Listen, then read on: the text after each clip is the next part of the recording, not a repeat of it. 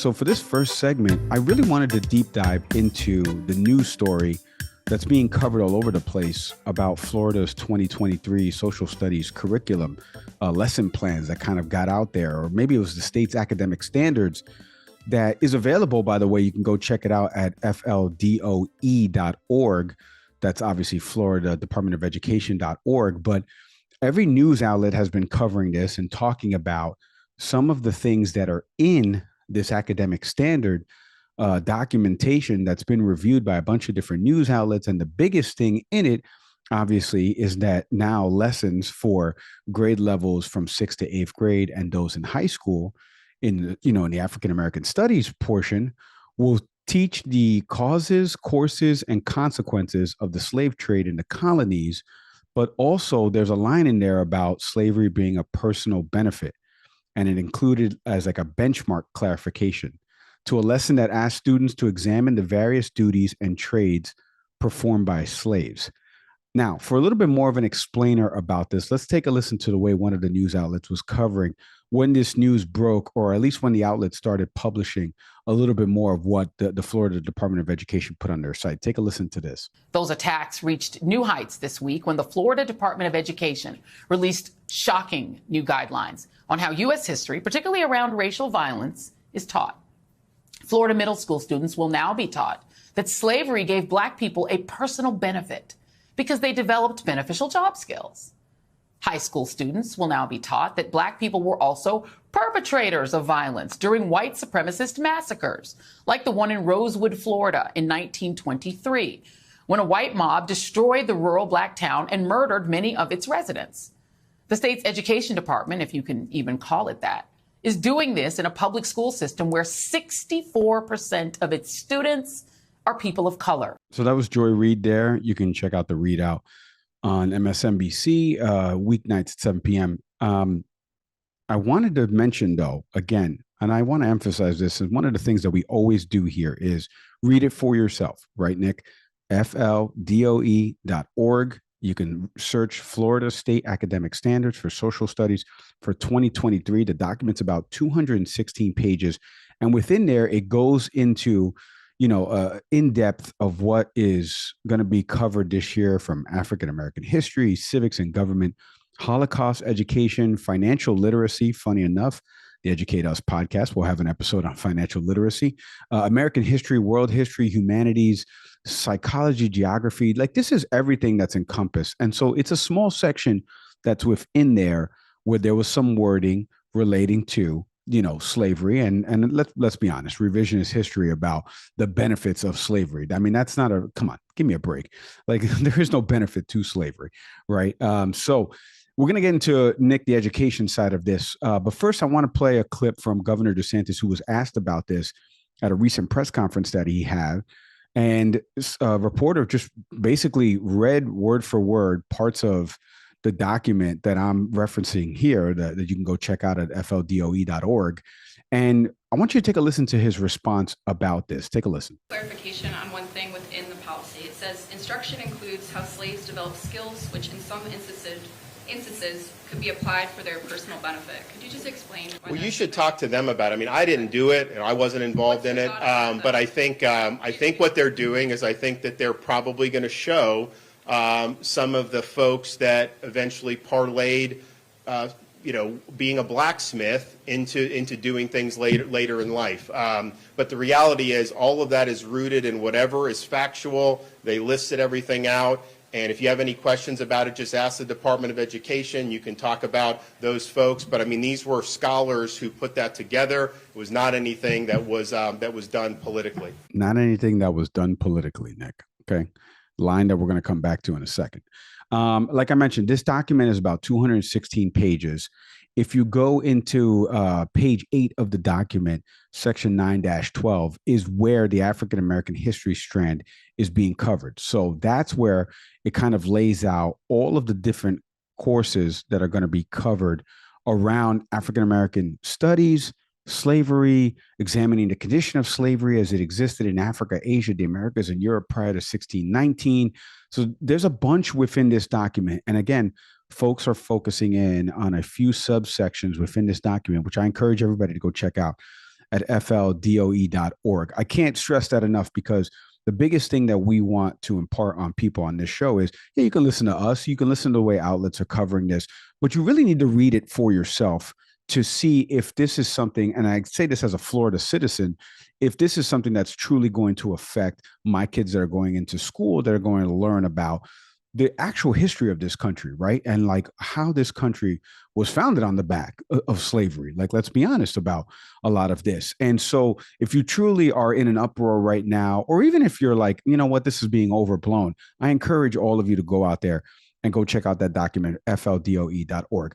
Last thing I wanted to play, Nick, before I get your reaction on some of this, we've kind of highlighted a little bit of it. I know you're going to go into it a little bit more in depth as I turn to you for the education expertise, but the way this is being covered, you heard from MSNBC with Joy Reid there. You heard Governor DeSantis being asked a question about it himself. But the other part of this is now the way it's being covered on the right, specifically around Fox News's OAN, Newsmax, the way they're covering this, because Kamala Harris came out about this and said, obviously this is wrong. Governor DeSantis is using this in terms of political points, which we're going to get into in the argument in a second. And so Fox's primetime show, 8 o'clock, Jesse Waters, he's been the subject matter of you and I and in previous segments and stuff like that.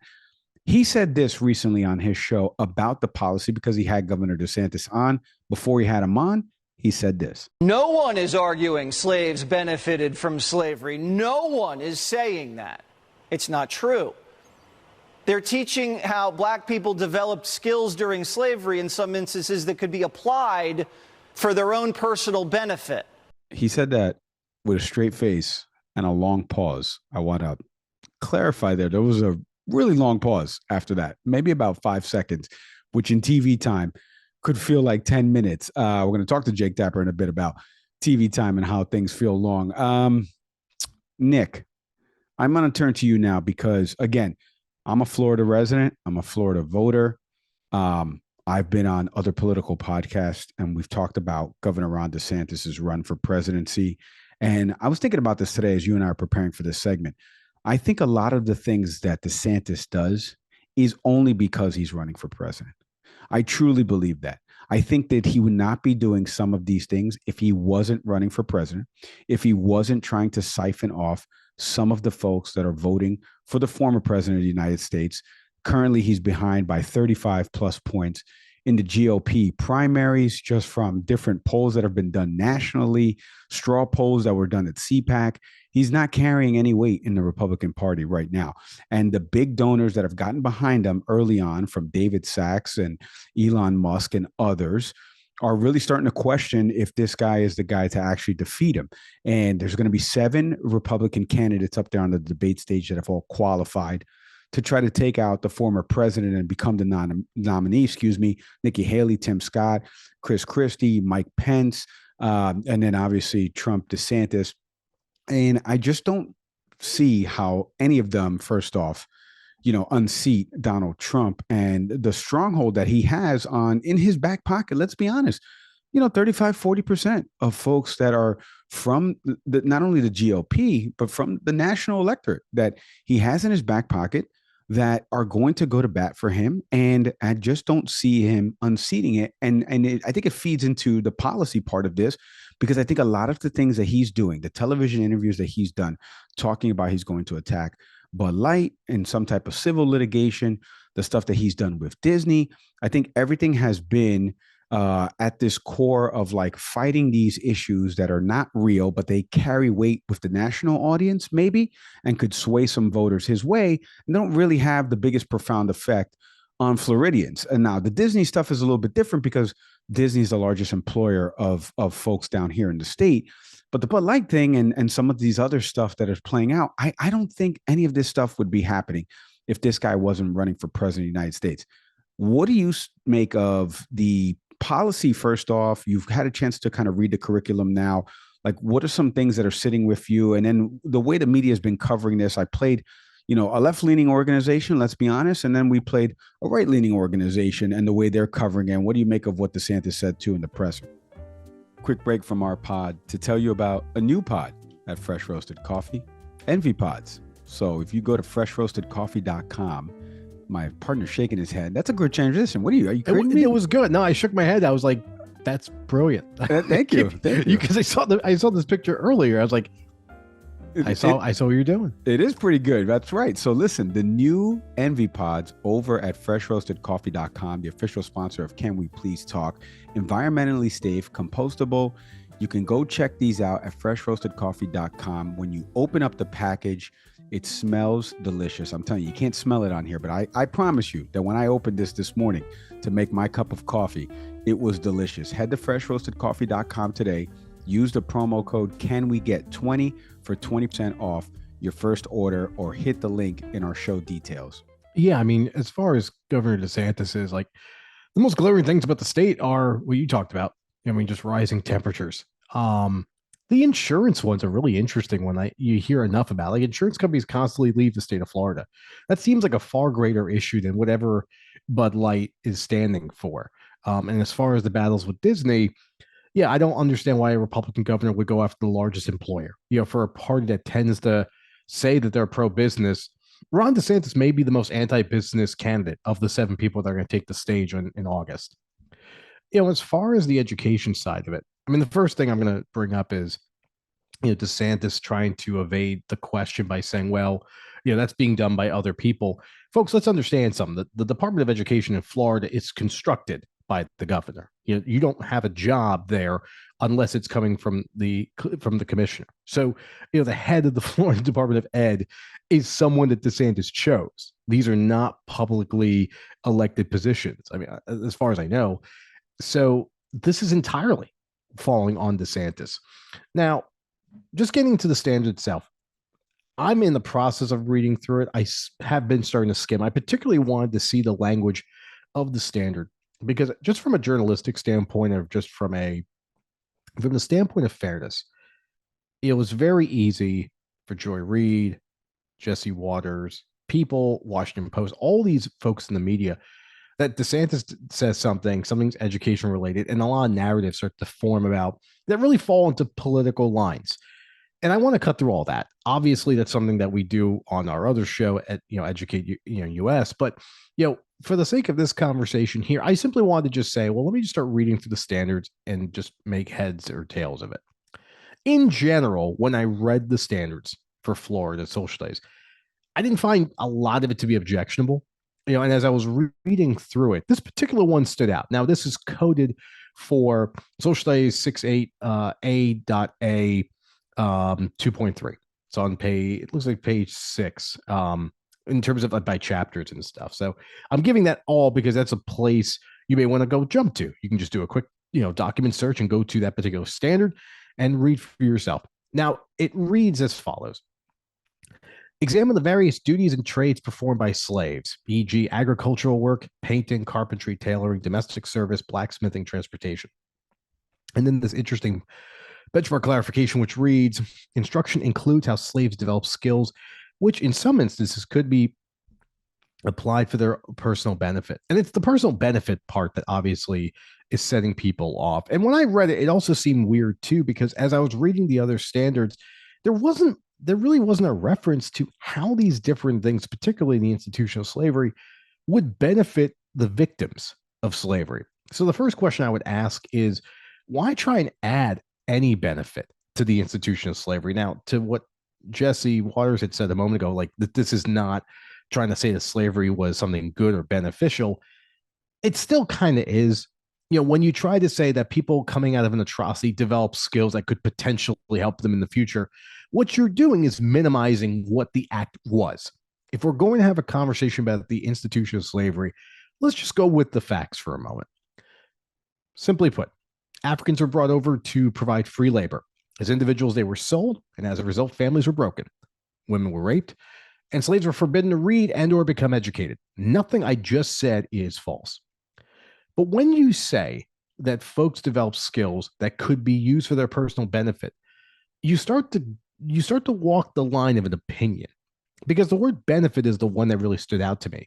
Because if we're going to talk about the legacy of slavery, basically, when you talk about things that slaves developed, skills that they developed that could be used, first off, I want to just bring up the important detail that we can keep calling them slaves, yes, but they're human beings.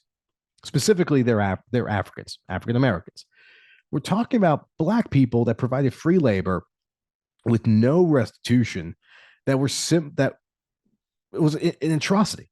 It's an inhuman act, and there is no way to say that people came out of that, in some way or form that helped them, further on in life. First off, there's an assumption here that these people didn't have these skills before they were brought over as slaves. There's this idea that these people are empty vessels, that they don't have these skills. It's somehow working in the fields or in the house, they learn these things, which is once again a form of white supremacy, because we're assuming that these, and I'll use the word savages as to where we used to, that used to come up often when we talked about non-white people in terms of colonization, that these folks don't have these abilities, that they developed them over the course of slavery. That's nonsense.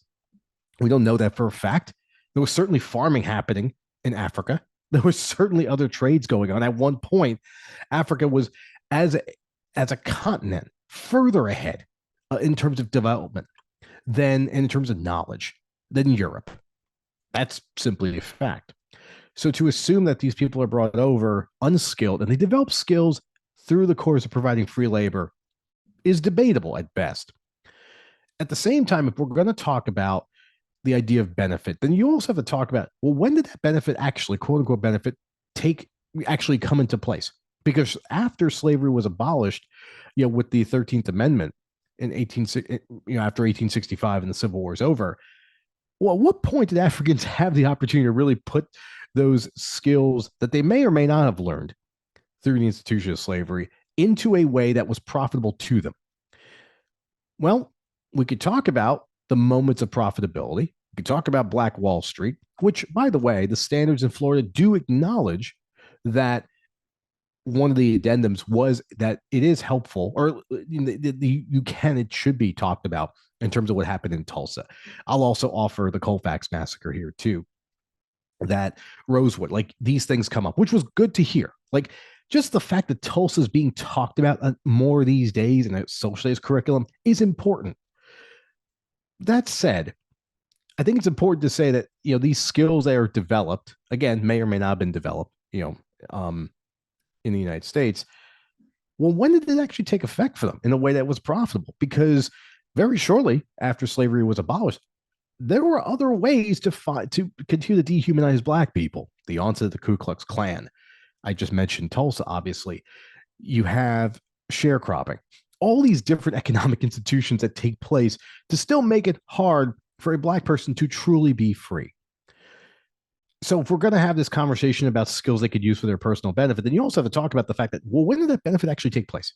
Because as we all know, 40 acres and a mule was a myth at best in terms of what was actually provided to slaves, after the institution ended, and it left me with a lot of questions, but that felt like a very debatable point. What people are talking about in terms of, just the anger and outrage of it. When I read it just clinically, my reaction is that that's a hard thing for me as an educator to try to explain to people that, well, in the midst of this atrocity, they did learn something that they could use in the future. And again, the point I'm bringing up, my first point was, well, do you know that they learned it here?